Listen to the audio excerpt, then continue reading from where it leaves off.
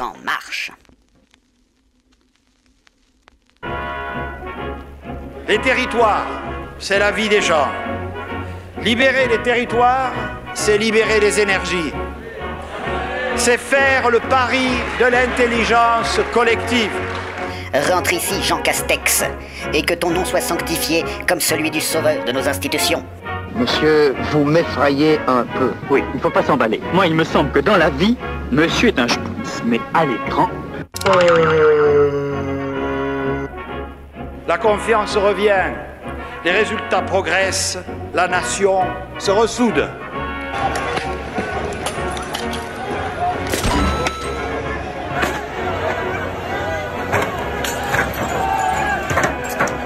Ainsi, dans l'ambiance caniculaire qui rythme l'actualité estivale, il est évident que tout le monde se fout royalement du remaniement ministériel et de la nomination de ce manchon de connard au poste de Premier ministre.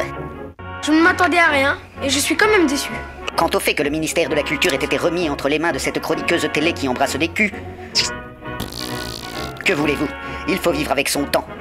Il y a eu André Malraux, il y a désormais Roselyne Bachelot. J'ai un peu l'air d'une pute. Non.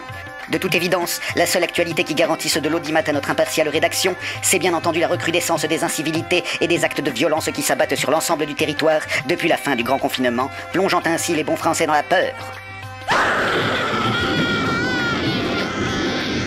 Un homme entre pour passer commande. Un homme sans masque. Alors Fabien lui fait la remarque. Il se fait prendre à partie, frappé en pleine tête. Dimanche, peu avant 17h, il est en train de plier son linge quand un autre client arrive sans masque. Le père de famille lui demande alors d'en mettre un, l'homme refuse. Quelques minutes plus tard, il revient avec 3 autres personnes. Non, Français, tu dois rester calme et accepter de porter ces fichus masques de protection.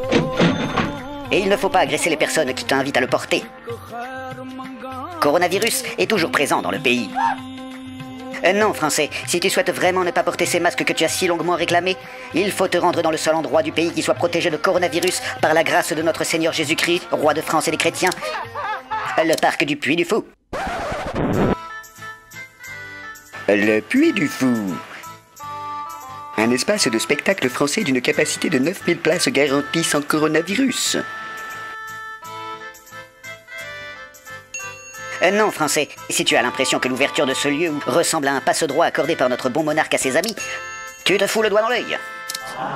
Et néanmoins, après ça, ne faut-il pas s'étonner que tout le monde se croit tout permis? Pourquoi ils sont devenus les rois? Parce ça fait quand même longtemps qu'on dit aux commissaires du coin, surtout n'allez pas là-bas, laissez-les tranquilles. Indignation, évidemment, après le tir qui a blessé un pompier en intervention à Étampes.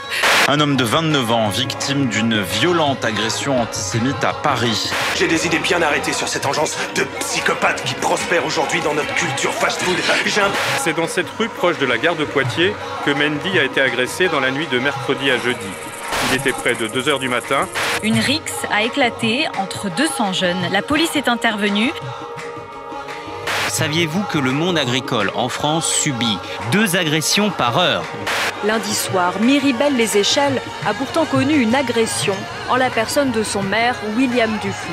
Je me suis présenté en tant que maire, arrêtez là! Cette série d'agressions au couteau la nuit dernière dans différents quartiers du centre-ville de Bordeaux. Des coups de couteau dans tous les sens.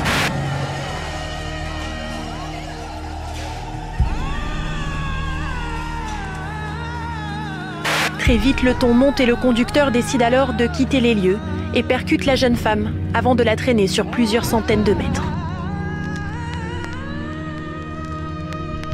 Pour que cesse ce climat de sauvagerie qui emporte notre belle société, vous pouvez compter sur notre nouveau garde des Sceaux pour appliquer une justice impartiale. Moi, j'ai une mauvaise expérience avec lui. J'ai pris le double de ce que j'aurais dû prendre. Je lui ai fait remarquer, il s'est foutu de ma gueule. Mais qu'est-ce qu'il cherchait avec cette... Il cherchait de la coke pour lui, bien sûr. La justice présente Éric Dupond-Moretti et Pimpon le lapin lubrique. Je suis une victime. Il faut arrêter les calomnies. On a tous été jeunes, quoi. Cette femme, je l'ai aidée à trouver un job et un appartement. En échange, c'est quand même la moindre des choses qu'elle me suce la bite.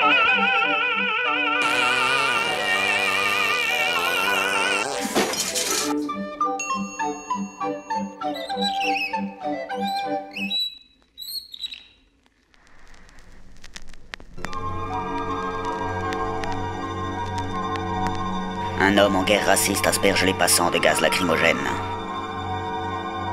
Le forcené au sabre et au fusil nie avoir voulu attaquer l'église. Interné en psychiatrie, le meurtrier présumé de ses parents sera-t-il un jour jugé? Une chanteuse lyrique tuée par son fils de 18 ans. Un pompier mis en examen et écroué pour le meurtre de sa compagne. Un père tue son fils policier avant de se suicider. Un viticulteur mis en examen pour tentative de meurtre. Furieuse, elle a roulé sur une sexagénaire. Tuée à bout portant à Ivry par un homme ivre. On n'est jamais tué au hasard. Ainsi, dans un pays rongé par la misère sociale et l'exclusion, chaque jour apporte son lot de crimes grotesques, alimentant sans cesse la rubrique faits divers et finissant presque aussi vite dans l'oubli. Sans doute est-ce simplement le hasard qui explique pourquoi seules certaines affaires finissent à la une de l'actualité.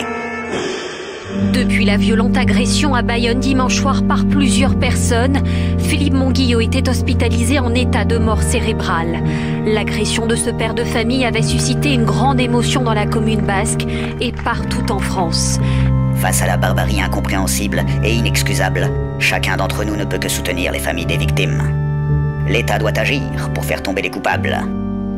Néanmoins, l'espace d'un instant, aucune démagogie ne saurait troubler ce silence rempli de dignité.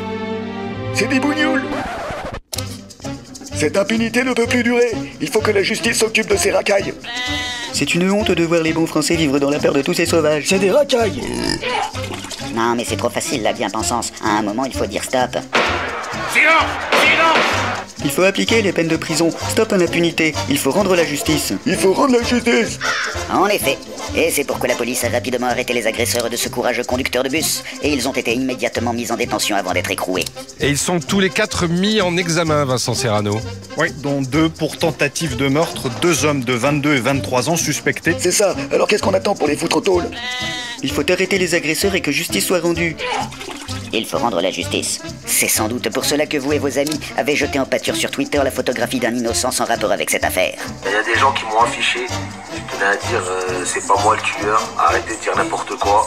Ah, Thibaut, désolé. On a effacé le tweet. On va pas dire pardon non plus. Il faut appliquer la justice. L'erreur est humaine. Cet homme a quand même une tête d'islamiste. Vous êtes lamentable. Vous êtes des cons, voilà. Admettez que, quand il s'agit de l'affaire Elsa Pilarski, du nom de cette jeune femme enceinte retrouvée morte dans une forêt de laine, sans doute dévorée par les chiens, la justice est beaucoup plus lente. Oui, mais là, c'est pas pareil. Je n'ai jamais entendu parler de cette affaire. Évidemment, il faut bien comprendre que cela prend un temps de ouf pour effectuer les tests ADN de cette meute de chiens dont les maîtres, de braves notables bien de chez nous, amateurs de chasse à courre, passaient par là. Comme vous dites, c'est un joli sport. Ah bah voilà, dès que c'est les bons Français patriotes qui essaient de préserver les traditions, on condamne avant même que la justice ait fait son travail. Rassurez-vous, réactionnaire prépubère, il est certain qu'avec maître Éric Dupond-Moretti à la justice, ce genre d'affaire sera traité une fois encore avec impartialité. Le nouveau garde des Sceaux revendique d'abord être un chasseur passionné. Il faut laisser le temps à la justice de faire son travail.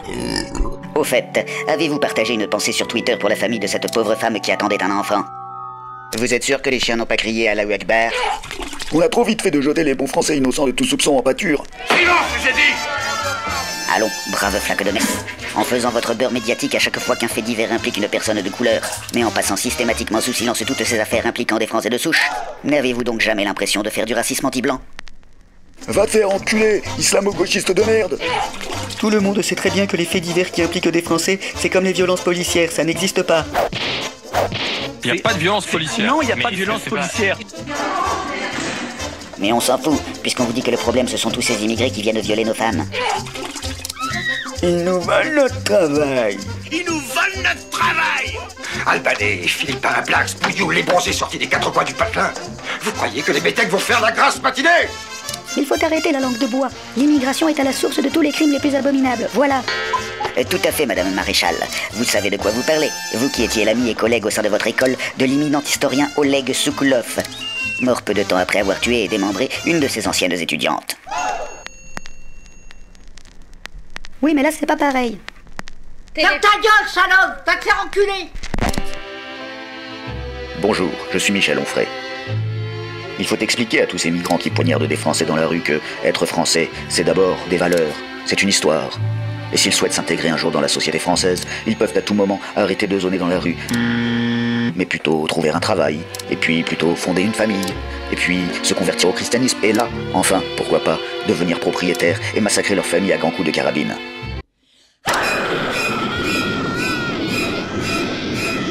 Les enquêteurs ont trouvé les corps de 3 personnes tuées vraisemblablement par arme à feu. Des gens qualifiés de sans histoire. Mais enfin, ce n'est pas possible. Les armes à feu, c'est pour les racailles. Ariège, un suspect arrêté et écroué après le meurtre d'un éleveur à coups de fusil. Un septuagénaire accusé du meurtre de sa femme par arme à feu. Coup de fusil sur son locataire, mis en examen pour tentative de meurtre. Une querelle de voisinage finit en drame. Un homme abattu avec un fusil de chasse. Meurtre au fusil de chasse.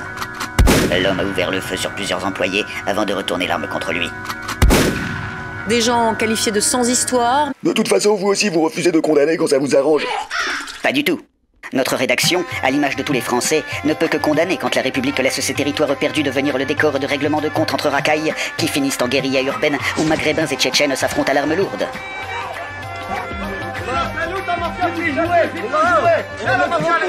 Nous aimerions, nous aussi, savoir qui alimente les trafics d'armes. Ah, vous voyez que les racailles, elles ont des armes. Certes, mais une chose est sûre, cette fois-ci, elles n'ont pas pu se fournir chez cet ancien cadre du Rassemblement National, puisqu'il a été condamné pour trafic d'armes en 2016.